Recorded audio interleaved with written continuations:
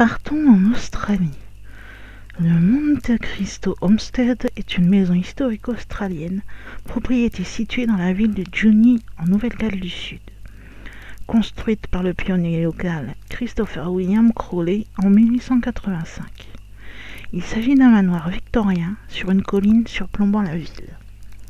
Monte Cristo est revendiqué pour être la maison la plus hantée d'Australie, avec des fantômes, des lumières étranges, des champs de force invisibles, son fantôme et des mutilations animales.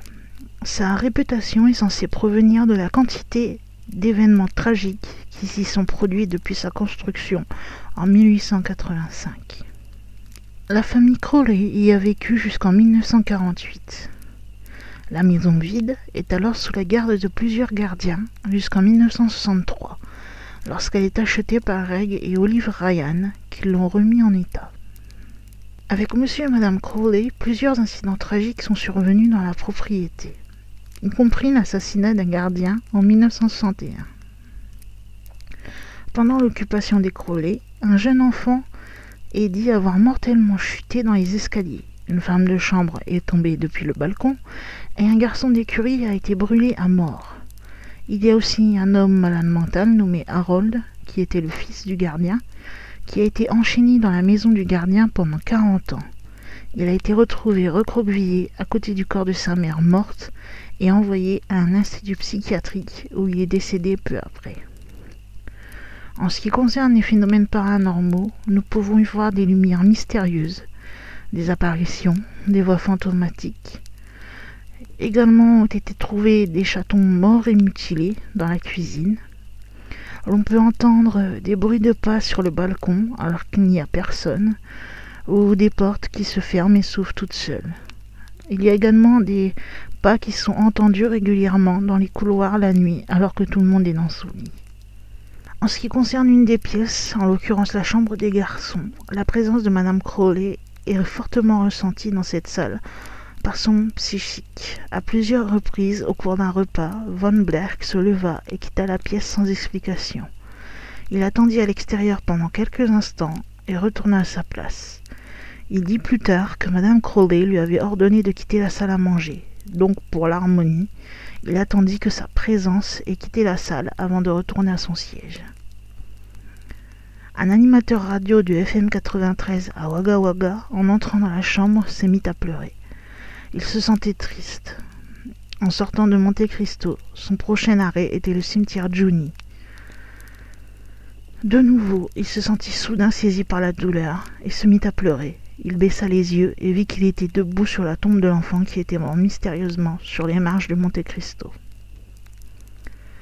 Une personne âgée anglaise entra dans la chambre et a commencé à pleurer de façon incontrôlable. Elle a été emmenée à l'entrée du bâtiment et on lui a donné une tasse de thé pour la réconforter. Elle était extrêmement gênée par sa douleur soudaine et apparente. Un mari, sa femme et sa fille de 15 ans sont venus au Monte Cristo Homestead. Dans la chambre des garçons, la fille se mit à trembler et elle avait la chair de poule. Incapable de reprendre son souffle, elle a commencé à avoir une crise d'asthme et à devenir violette. Dès qu'elle fut hors de la maison, elle revint immédiatement à la normale. Elle n'avait jamais eu de crise d'asthme de sa vie. La nuit, le visage d'un homme peut apparaître sur le côté de la fenêtre de la chambre. On le décrit comme un jeune homme avec des favoris, toujours habillé en vêtements de travail. Dans cette chambre également, un visage serein de femme est apparu au pied du lit. D'autres phénomènes se passent dans le Knott Garden. Au fil des années, de nombreuses personnes ont rapporté avoir vu des enfants vêtus de vieux costumes de marins jouant à proximité du jardin. Mais en regardant quelques secondes plus tard, les enfants fantômes avaient disparu. Pam Trim, avec d'autres enfants, a dit comment un jeune garçon dans un costume de marin, assis sur une branche d'arbre dans le jardin, les regardait jouer quand il était enfant. Ne sachant pas que c'était un fantôme, les enfants ont chanté pour le faire descendre et jouer avec eux, mais le garçon disparut. Quelquefois, le garçon est accompagné d'une jeune fille aussi dans un costume de marin. Ils sont régulièrement aperçus inexplicablement dans ou près de cet arbre. Au niveau des écuries, un jour, un ami de l'écuyer qui était venu donc l'aider rentre pour nourrir un cheval et il a remarqué que la porte commençait à se fermer. Il a essayé de l'empêcher de se fermer. Il jura plus tard que quelqu'un à l'extérieur luttait contre lui. Mais quand il regarda par le trou, il n'y avait personne à l'extérieur. Il y a aussi l'histoire des oiseaux chanteurs sans voix. Déborah, une fille de 16 ans, qui son petit ami lui avait donné 2 petits pinsons comme un cadeau d'anniversaire, connut quelque chose de bizarre. Les oiseaux étaient dans une petite cage dans sa chambre à coucher au 2e étage. Elle se délectait de leur donner de l'eau, de les nourrir et de jouer avec eux. Un jour, elle est venue à la maison pour le déjeuner et les a trouvés très gais. En remontant après avoir été chercher de l'eau, elle les a trouvés morts sur le sol de la cage. On peut également entendre la nuit quelqu'un qui joue du piano en bas à 2 heures du matin. Seulement, il n'y a personne d'autre dans la maison. Il y a également des objets hantés dans cette maison. On les considère hantés puisqu'ils disparaissent étrangement avant de réapparaître. En ce qui concerne les fantômes errants de la propriété, il y a d'abord M. Crowley.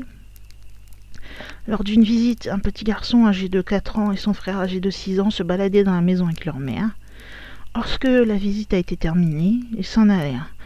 Le guide a alors regardé la dame démarrer la voiture avant de s'arrêter brusquement et de revenir à l'entrée du bâtiment.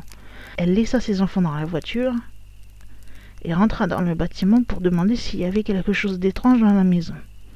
Le guide a répondu « Nous sommes censés avoir des fantômes, pourquoi ?» La dame lui dit alors que son petit garçon avait demandé pourquoi le vieil homme avec une barbe blanche dans le costume brun les avait suivis dans la maison. Il y a également donc Madame Crowley, une dame dans une ancienne robe grise foncée peut traverser le balcon. Elle a même déjà été vue se balader dans les couloirs auprès de son ancienne chambre. Le fantôme de Madame Crowley a toujours un effet négatif sur les filles. La plupart des gens qui en ont eu des expériences négatives au Monte Cristo sont susceptibles d'être des filles qui se sont égarées dans les zones du domaine privé de la maîtresse de Monte Cristo. En plus de tout cela, il y a aussi quelques témoignages. Premier témoignage. Nous sommes allés à Monte Cristo le 3 juin 1963, étant parfaitement au courant de l'histoire souvent macabre du Homestead. Nous y sommes restés environ 3 jours, où nous nous sommes aventurés au centre-ville un soir de brouillard pour les courses. Sur le chemin du retour, nous avons tourné le coin en bas de l'allée et redressé vers la maison. Quand nous l'avons fait, nous avons vu une lumière sur chaque porte et fenêtre. Nous avons eu un tel choc. J'ai arrêté la voiture et nous nous sommes assis fixant les lumières stupéfaits. Alors que nous roulions avec précaution sur la passerelle, les lumières ont brusquement disparu. Différentes personnes ont suggéré que la source de ces lumières était simplement nos phares de voiture qui brillaient sur les fenêtres de la maison. Mais il n'y avait pas un seul panneau de verre dans toute la maison. L'électricité n'avait pas été connectée et la seule source de lumière était une lampe à pétrole qui n'était pas allumée. Autre témoignage, un travailleur du conseil local qui était venu à la maison un après-midi est entré au Monte Cristo dans la bonne humeur et tout d'un coup il est parti. Plus tard, quand quelqu'un l'a rencontré au centre-ville, son explication était qu'il n'avait pas aimé le Monte Cristo et qu'il ne retournerait jamais là-bas. Jamais, a-t-il précisé. Pendant une visite de la maison, je montais avec une mère et sa fille l'escalier. Ayant passé le rez-de-chaussée sans aucun problème, je les précède et les conduis à l'étage. Après avoir attendu quelques instants, je regarde par-dessus la rampe pour voir où elles étaient. Elles semblaient avoir du mal à bouger et à atteindre le palier. Et elles semblaient incapables de monter plus haut. Les deux m'ont alors dit sur un ton inquiet qu'une force invisible les empêchait de monter. Mais une fois qu'elles étaient redescendues, le problème avait disparu. Dernier témoignage, Neil et sa petite amie sont venus au Monte Cristo en 1992. Et dans les premières heures de la matinée, la jeune fille voulait utiliser les toilettes avant de partir.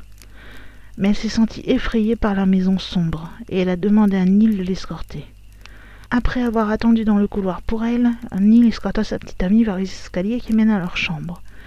Tout à coup, du haut des escaliers, une voix semblant venir de nulle part, levant les yeux, ils virent tous deux une jeune femme vêtue de blanc qui dit doucement 2 fois « Ne vous inquiétez pas, il sera tout droit. » Et elle a disparu sous leurs yeux.